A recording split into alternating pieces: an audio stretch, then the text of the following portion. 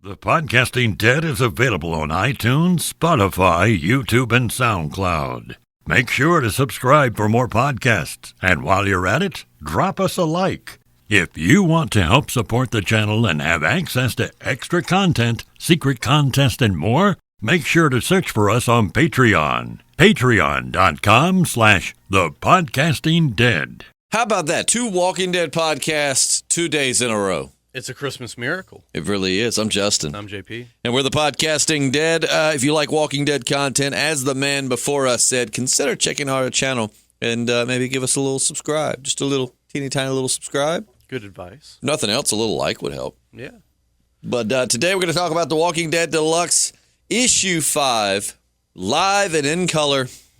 And it was freaking cool. Yeah, dude, we're getting towards the end of Tony Moore's run, and the tension is building. We're definitely looking kind of grim for the survivors. At least one of them for sure. Oh yeah, it's so sad because I've said it many times, but I think I'm the only person I've ever talked to that feels this way. But I love Charlie Adler's art, but I like Tony Moore's better, and especially now in color, it just translates better. I know Tony Moore's is a lot more cartoony.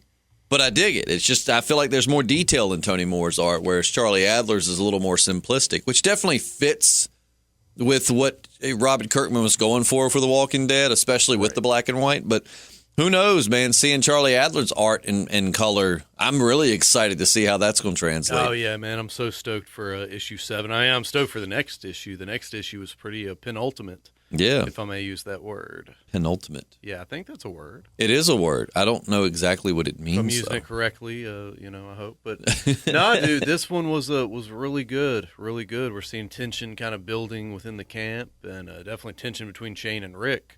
It's so fun to revisit these. Oh, I know. It really is like a whole new experience in color. It feels so much more alive with the color. I'm so excited to, as we get into this, like seeing the prison arc in color. And I think most comic readers that I've talked to, the prison arc's one of their favorite parts of the whole comic series. That's just a staple of The Walking Dead. But in the present, we technically start out with a buzzard eating part of a zombie, which was pretty rad in color. Yeah. But we go to the target shooting session, which, if you watch the show and maybe you don't read the comics, because we have had a few people comment and say that they don't read the comics, but they've been listening to this just to kind of keep up with them. This is the kind of the show adapted this, only they were on Herschel's farm learning to shoot. But we had target shooting practice, which pretty much went the same way, is in the sense of Andrea was doing pretty damn good compared to everybody else. I do find it funny to note that Andrea is shooting what looks to be, if I'm reading this number correctly, a Glock 35, chambered in .40 caliber. I want to really go back and look, because I've told you, 1 or 2 issues back, I was very impressed how they had like the HK and the make and the model and all of that on the side, because I really don't feel like I want to go back and look at the black and the whites. Maybe I just didn't pay attention to it, but it says she's shooting a Glock 35 chambered in .40 Smith & Wesson. Now, what's interesting about that gun, the slide is kicked back, so she's in the process of shooting it. But it still looks like what you would describe as like a compact handgun, right? Yeah, to me it does. Like a compact. Okay, actually, a Glock 35. Oh, that's a pretty long barrel. Yeah, the Glock 35, they got the caliber right, the 40 Smith & Wesson, but the 35 is actually the extended slide. Glock makes, basically subcompact. Subcompact would be like the 43X, which is what I carry. And then compact would be like the 19, if you know your Glocks. That's compact. And then a 17 would be full size, and a 35 is bigger than full size. It's like basically more intended for like competition, long-distance shooting. But anyways, I found that to be interesting because that looks like a little compact she's shooting right there, like it would be like a 19. But anyways, but that's just the gun nerd in me.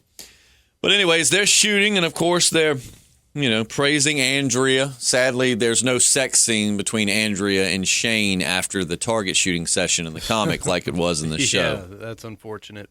I'm sure JP was missing that. Yeah, man, he's still pining for Lori's old flat ass. She even got that flat ass in the comic. But yeah, like Andrea already showing signs she's going to be a sniper.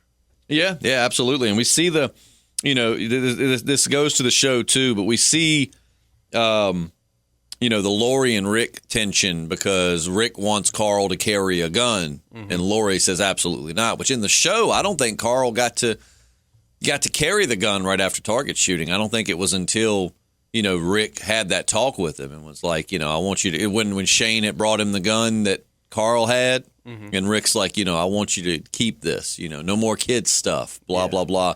That whole really good speech, which I always found funny because that was Daryl's gun.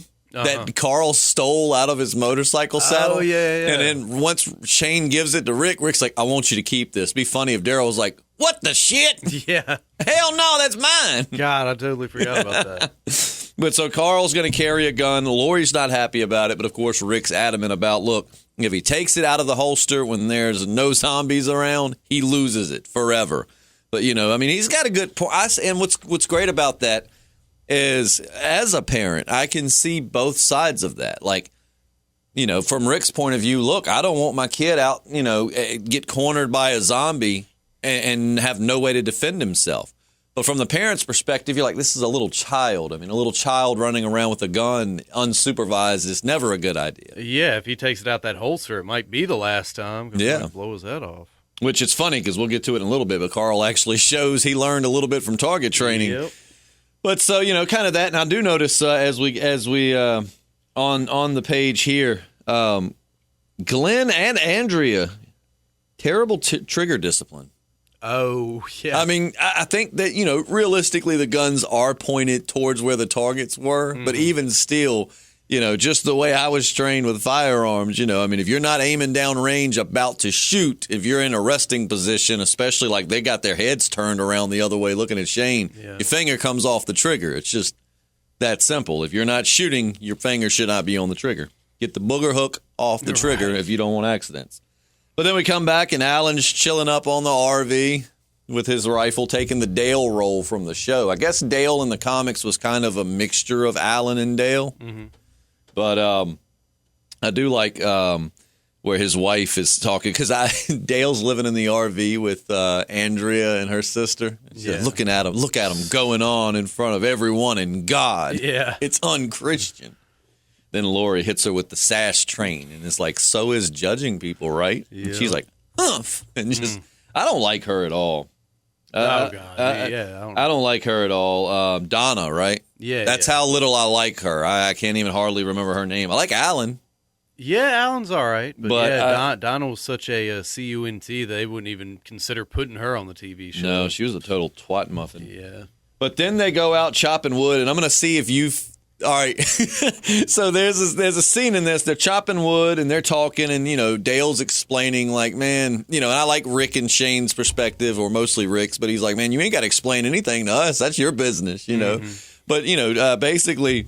Dale tells him my plumbing don't work like it used to. Right. And that he ain't having sex with them. He kind of explains about his wife and that, like he just enjoys having them around because they clean the RV and it's just nice to have the company. It's not like he's having sex with them or anything. Yeah. But I love that Shane's whacking away at the wood, right? And Rick makes the comment, like, Shaney is not even in this conversation at all between Dale and Rick. And Rick makes the comment to Dale about, Dale's like, I think that's enough firewood to last through the night. And Rick's basically like, are you sure? Even with the deer Shane shot yesterday filling our bellies, it'll probably get mighty cold tonight. And Shane just pipes in out of nowhere, not having been in this conversation, and is like, God damn it, Rick, will you give it a frickin' rest already? I'm sick to death of hearing your shit. I know it's cold. I know it's getting colder. We're going to be fine. I'm not moving the effing camp, okay? I don't want to hear anything about it. That kind of reminds me, I don't know why I thought about Gabriel from The Office. Shut up about the sun. Yeah. But, Shane clearly feeling his leadership threatened, which poor Rick, I don't think Rick was even making that as like a trying to get under Shane's skin. I think he was just genuinely saying it's going to get cold tonight. Are you sure we don't need more wood? And, of course, Shane, I take that as Shane kind of wondering himself, doubting his own call to keep the camp there. Yeah. And, the growing friction between... I love that as he walks away, Dale's like, that boy's got problems. Mm-hmm. But then we get this really interesting scene, which I guess in the show would have translated to when Dale tells the story of the watch and all. They're sitting around the fire and eating and everything. But in the show, we didn't really get this little around the fire character, because basically it goes around and each character kind of tells their story. Yeah. We learned that Glenn, for example, was a pizza delivery guy swimming in debt when on the verge of having to crawl back to his mom and dad's house, and really wasn't a big fan of his parents, but now wishes that everything was normal and he'd be thrilled to go live with them. Mm-hmm. We learned that Alan sold shoes and Donna's still a bitch. Yeah. We learned that because it's in the show, Andrea is a civil rights attorney, whereas in the comic, it says that she was a clerk at a law firm. So whereas in the show, she was like a straight up attorney, which I always felt like they kind of gave her Michonne, because Michonne in the comics was a lawyer. Yeah. So, Andrea, so I always felt like they kind of gave her Michonne's career. But, and of course, we know her sister's in college. And Dale explains about his wife dying. They had been on the road for 2 years after his retirement. It says he was a salesman and that his wife, they went to a campsite when all this happened and his wife never left. So, you just kind of get the rundown of what every character's been through. And I love that Jim is like mechanic. Yeah. I don't feel like talking. Yeah, you got a whole lot to say. Mechanic. These beans are good. Leave me alone. These beans are delicious. I was a mechanic. But then that's pretty much it. I mean, we get Carol. I keep getting, man, the only thing about the colored comics that I'm not going to say I'm not digging, but that kind of messes me up is I kind of get Carol and Andrea confused. It's easy to do, yeah. Because they both have like the same shade of blonde hair, and I'm just so used to from the show, I guess, because I've read, this is my third or fourth time through the comics, but I always still just picture Carol as an older lady, and now she looks like she's our age. Yeah, yeah. And it's interesting because in the comics too, if you don't read those, Andrea's not quite as. There's not quite as much of an age gap, I don't think, between Andrea and her sister. No, it doesn't seem so. No. Yeah, not like in the show for sure. Carol explains that her husband, everybody was salespeople, apparently. Dale was a salesman, Alan sold shoes, and Carol's husband was a car salesman. Alan's basically Al Bundy when you think about it. He's got a miserable wife, he sells shoes. I don't know, though. I'd still much rather hook up with Al Bundy's wife than Donna, though. Yeah. Peggy would definitely got more stacked up. Yeah. The hair was wild, but I believe I'd much rather shack up with that than old Donna. Yeah, no doubt. I'm sure Donna is just. I just see Donna being missionary only. Yeah, it's what God wants. And then she explains that her husband, pretty much killed himself. Yeah. But you could, just like the show, she's not happy with her husband. She's not in a happy marriage, and I don't know that she really hints that he was abusive per se, but she definitely gives the indication that she was very unhappy in that marriage. And then Andrea's sister, of course, is like, "I gotta pee. Anybody need anything?" And then, bam! Yep. Zombie bite to the throat. Yeah, right in the neck. Can't cut that out. I love the noise she's making there. Yerg! Oh, dude, yeah. Sometimes I'll just take like comic sound effects and just try to like pronounce them the way they're spelled. So that one would be like you getting bit, and it's like, who goes, Yerg!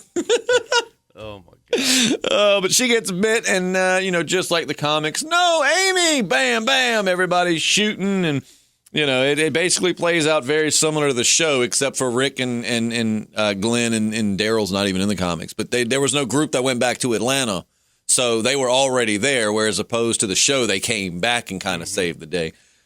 But they're all shooting, and, Jim takes out some frustration on a zombie. He's like, "You're the one that killed my family." And then beats it into a pulp with his gun. We see Glenn looks like he's using... I always like to look and see like what kind of guns. Like that one definitely looks like it's probably a 22. Probably like a Ruger. But anyways... But then we actually see that all Carl's gun training actually came in handy, because where is he? Yeah, right there. Lori kind of gets backed into a corner and drops her damn gun. Yeah. And all hope looks lost. And here comes little Carl. Bam! Saves the day. Just blew the zombie's head, put a hole just all the way through, man. And then it almost looks like a Donna zombie. Yeah, it does. It's coming after Carol. But, so then once everything's over and Jim, that's the most personality we've seen from Jim. Look how good that looks in color, man. Mm-hmm. I mean, that's just awesome. Like, if this was just coming out now, I think one thing I would compliment would be the artwork and the color scheme. Yeah. Oh, very, very well done. But, Jim, who hasn't really been much of a chatter, is like, you killed my family. You killed him. And finally, Rick's like, it's over, Jim. I'd be like, dude, just let him go. I mean, this is obviously something pent up down in there. Get that out of the system. I think he needs to get it out. And it's a zombie. So, But so, unlike the show, Amy's death doesn't take they don't sit there until the early morning. Yeah. Well, I don't know. Maybe they do. The comic ends right after this. But I just say, I felt like Amy died a lot quicker in the comic, whereas in the show, she kind of laid there for a minute, and Andrea's like, I don't know what to do. Yeah. And then she dies. They actually lifted that line. I love finding lines they lifted out of the comics, because if you go back, that's one line that Andrea delivers in the show when Amy's sitting there and as she's dying and Andrea's feeling helpless and she's like, I don't know what to do. That's like straight up right out of the comics. She's like, straight up, oh my God, Amy, oh God, what do I do? But, and then, so Amy not long after passes away, and Andrea is basically like, I can't let her come back as a zombie, and there is no exchange between her and Rick, and I know where the safety is. Yeah. But then Jim, big old chunk missing. big old chunk in his arm, and says, nothing, just a scratch. Jim, there's literally no muscle left on your arm. That's not a scratch. That thing got down to the bone, man. I mean, that's freaking brutal right there, man. I'm not sure exactly when it happened, but that also happens in the show. Jim is, but it plays out, of course, a little different in the show, because Jim doesn't tell anybody at first. Like basically that lady who, forgive me, but her name escapes me because she was in like a few episodes, but she's like, Jim got bit. Just rats him out to everybody. Yeah. I'm like, damn, woman, but it's Jim. He's been bit. If only they had Herschel to take that arm off. I know. Which in the comics, it was interesting. In the like right there, if they would have known what they did, they really could have just chopped that arm off and Jim would have been fine. But, in the show, he got bit, I believe, somewhere on the abdomen. I was going to say, I thought he got bit in the midsection on the show. Yep. And then when you flip to the back, obviously, it's cool. I love the little cutting room floor things. I like to read that, kind of seeing the writing process. I think that was probably like the original, like how he started writing each issue. But of course he explains, you got the back. Now that one, I don't necessarily like it, but it is very interesting. Oh yeah, I saw that one. That's the one by Clay Mann. Not really a big fan of that one. Yeah. It looks like something off Disney Channel. Now the Jim Rugg variant you see in the back, that's pretty damn sweet. I like that. Oh, now they got that right. There's a Glock 22 40 caliber. Oh, nice. Fast little cool story. That's why, I mean, am I a Glock fanboy? To an extent. I own several, but I also own SIG and Smith & Wesson. I've got some CZs. I mean, I own a lot of different stuff, but I always love Glock. And it is that very gun right there, the Glock 22. Now we turned 21, legally buy pistols. My buddy went out to a pawn shop and he bought a Glock 22. Be that generation too. And that's just why I got to love Glocks, because we sat around and shot that gun so much. But then you get to the back. That one's, I kind of like it, but I kind of don't. It's by Colleen Doran. It's very different. Yeah. It's interesting that she's showing Rick missing his hand already, though. You notice that? Yeah, that is wild. Looking at next week's covers, because we know, comic readers know where next week's going. But man, I really wish I could go back in time and have gotten all those Charlie Adler variants. I've got a couple, man. I want to fill it in and just line them up as well. So pretty nice. But yeah, I got some. Not really super impressed with the covers next week. I mean, I actually think that'll probably be the main one right there. I actually think that looks pretty good. I like these two: the Shane punching Rick, and then the one of I'm guessing Rick and Carl out by the grave. But yeah, that comes out January the 6th, which really, it's crazy. That's not really that far away. No, it's not. But yet again, man, I'm telling you, if you're not on the Walking Dead Deluxe, you really should be, man. If you've ever wanted to read the comics, this is the perfect way to experience it that people did back in the day. You know what I mean? Like waiting. I mean, granted, you only have to wait every 2 weeks, whereas we had to wait every month. But this is so cool. Yeah. Oh, dude, I'm loving it, man. It's just a whole different perspective. And I can't wait to see what they do with Charlie Adler's artwork. And I mean, that's saying a lot about a comic series that we've already read. I know. It's multiple not often, times. Right, yeah. It's not often I'll really retread that hard. But no, I'm loving every page, every panel.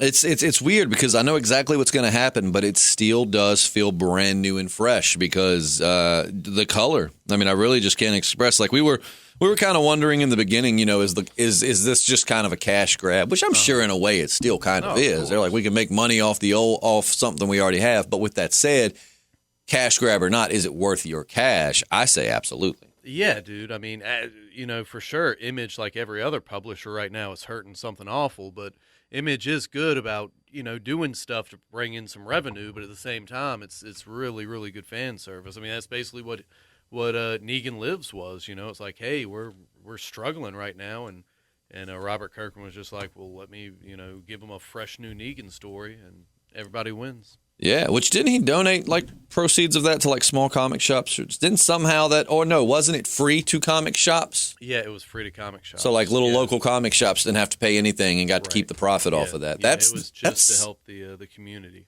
That says a lot about Kirkman and Image. You know, I mean, it really makes you kind of respect the guy. I mean, I'm not gonna lie. I'm not saying he definitely has some other good stuff. You know, his work on the old Marvel Zombies was good. Yeah. And I hear Invincible's Invincible. incredible. I haven't read it, but I hear it's awesome. Right. A lot of people love Invincible. I'm the same as you. Hadn't read it, but I plan to maybe get the trade paperbacks because I don't feel like trying to hunt down every single issue. Oh, no. That first issue, dude, it's about as expensive as the first Walking Dead. JP, because JP's girlfriend's dad is a big comic book collector, comic book reader. He was telling me yesterday in the comic shop that he had not long ago sold issue 1 of The Walking Dead for $1,100. Dirty bastard, yeah. $1,100. Like, man, I'd have given you like $15 for it. Dude, that's blasphemy, man. You get killed with those words. Oh, I know. For somebody, man. Dude, but he said, he was like, it's crazy too. And that just kind of goes to show, you know, you're very big on it. I try to, but I don't get everyone. But, you know, JP's very big on, like, especially Image, but some others too. You're big on getting number ones. I mean, if it looks like something's going to interest me, I mean, I'm not going to get every single one just in hope of, you know, landing on that money book. Which if I hear there's buzz about something, I'll actually absolutely pick it up regardless. But I mean, I try to get something that's going to interest me, and you know, hey, if it ends up being worth money down the road, yeah. I mean, it is an investment. Every comic book you buy is an investment. Oh, absolutely. And that's kind of what he said. He said he just kind of bought it because it was a number 1 back in the day, and then lo and behold, ended up selling it for $1,100. Yeah, dude, he cashed in. But I'm digging it. I'm loving it. My only complaint is I really wish it was every week. That would be nice. But then again, it is really fun to have. It's crazy that I've already read this, but yet when I go look at my comic box, there are some new things I'm very excited for. But when I see that sitting in my box, that usually is what excites me the most. Oh, for sure. I'm like, dude, and I've been through the whole series probably 2 or 3 times previous to this. But I'm not going to lie, man. Image can get more of my money if they take, because I bought the hardcover books up until issue 100 and something. Then I started getting it monthly. But up to that point, and I still continued to buy the hardcovers after that, just so if I wanted to reread, nice to have, you know. Yeah. But I would spend the money if they re-release these in the hardcovers again or the trades in color. Yeah, I'm curious if they're going to collect these in any kind of volumes. I mean, because they might look at it as, well, you know, we've already. Anybody that was interested in it would have jumped on it because it's already been through, and here's a chance to go. So, but I hope they do. I would spend the money to have that in my collection. Yeah, dude. I hope it's selling well enough to where they can straight up go through all, 191, 2, 3, what was it? Issues. Was it 193? That seems right. 193 sounds right. 193, I'll tell you what. Hold on. Let me pull up my CLZ app, and I can tell you. But, yeah, I really hope they go the distance. I want to see Negan in color. I want to see the Whispers in color. I want to, see the prison fall in color. In color. I got to go back through and rescan some stuff. That's the only thing I hate about the CLZ app is that sometimes I don't pay attention and I have gaps. Oh, shoot. You know, like I'll just bring something home and set it in a pile and forget to scan it in. Gotcha. But yeah, you're right. Issue 193 was the very last issue of The Walking Dead. Yep. Yeah, apparently I didn't scan in issue 180, 181, 182. Huh, shame on me. But yeah, I'm going to be very disappointed if they don't. Like, if they stop after Tony Moore's and they're like, oh, no, we were just doing the first 6 issues. No, you're not, Robert Kirkman. Well, we will see. But, yeah, I want to see the full run, man, the full run. I want to see all of it in color because there's so many moments that could be made so awesome in color. Like all of the Negan and All Out War I want to see in color. The Whisperers. I guarantee, dude, just to bum us out, and probably a bunch of people already know this, and we just have no clue. They're only doing the first story arc with Tony Moore in color, and we're not even going to get the rest. I'm going to check into that. Yeah, I'm going to be so, because if that's the case, I would have bought every single freaking variant. Cover, yeah. You know, if that was the case. I hope that's not what they're going to do, man, because gosh. And like I said, that information's probably been out there, and as two people that work at a comic shop, we should probably know, but we will see. We're going to be fussing at each other. Yeah. Why didn't you know? Yeah. You've worked here longer.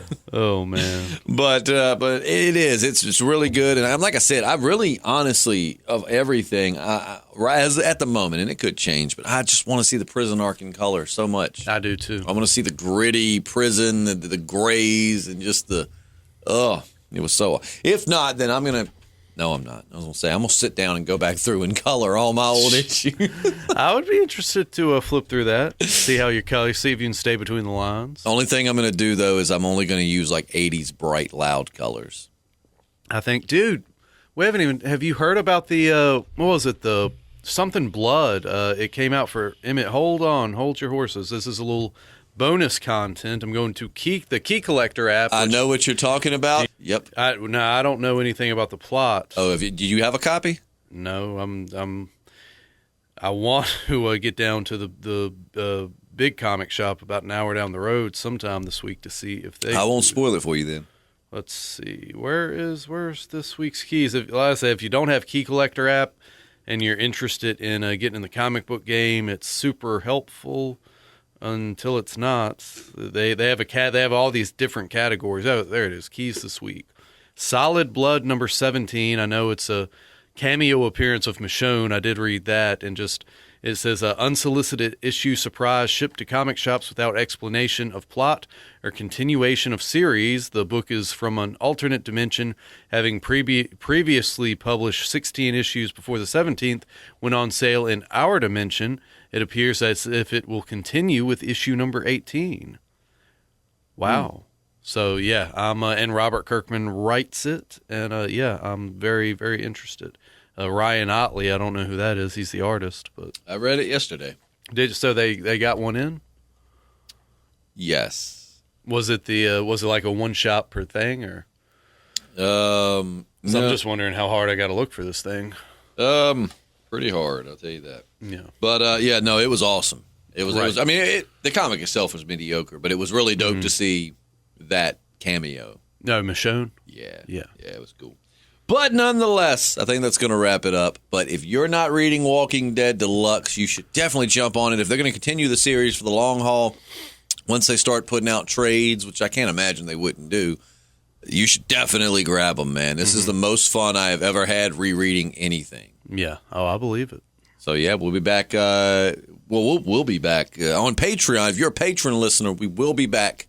If you're a Patreon listener, we'll be back on Patreon tomorrow. We just pushed it from Thursday to Friday so we could squeeze this Walking Dead Deluxe review in. We kind of forgot that was coming out.